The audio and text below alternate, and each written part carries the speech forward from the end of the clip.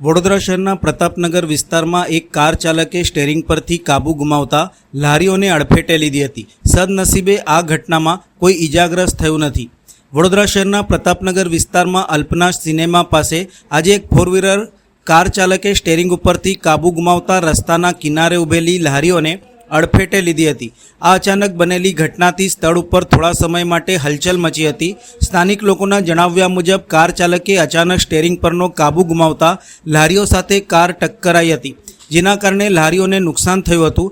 જો કે સદનસીબે કોઈ ઈજાગ્રસ્ત થયું નથી।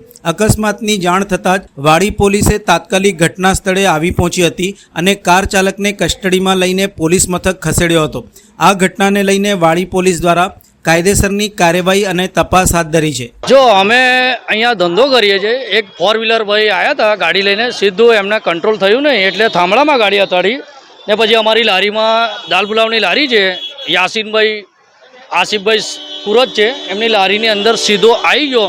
તો ભગવાનની મહેરબાનીથી અમારે 4-5 જણને વાગ્યું નહીં, એ ભગવાનનો આભાર।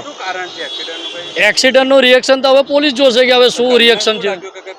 હવે એ તો અમને તો એવું લાગ્યું કે અત્યારે કંઈ પીધેલામાં હોય કે શું છે, એ તો એમનું વિષય છે ને મોટાભાઈ। અમને કંઈ એવું નુકસાન કંઈ થયું નહીં, ખાલી લારીમાં નુકસાન થયું, કોઈને જાનહારી નુકસાન નથી થયું મોટાભાઈ। હવે એ તો વાડી પોલીસ સ્ટેશનવાળા સાહેબ જોશે કે શું છે શું નથી।